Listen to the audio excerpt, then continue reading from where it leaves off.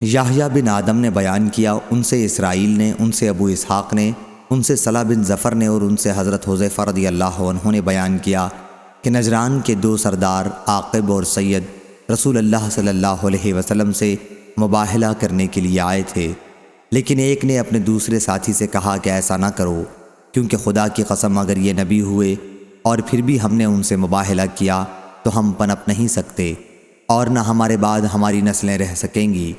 پھر ان دونوں نے حضور صلی اللہ علیہ وسلم سے کہا کہ جو کچھ آپ مانگیں ہم جزیہ دینے کے لیے تیار ہیں، آپ ہمارے ساتھ کوئی امین بھیج دیجئے، جو بھی آدمی ہمارے ساتھ بھیجیں وہ امین ہونا ضروری ہے۔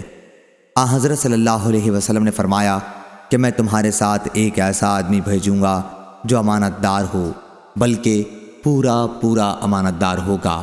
صحابہ رضی اللہ عنہم حضرت صلی اللہ علیہ وسلم کے منتظر تھے۔ آپ نے فرمایا، ابو عبیدہ بن الجراح اٹھو۔ جب وہ کھڑے ہوئے تو حضرت صلی اللہ علیہ وسلم نے فرمایا کہ یہ اس امت کے امین ہیں۔ صحیح بخاری حدیث نمبر 4380۔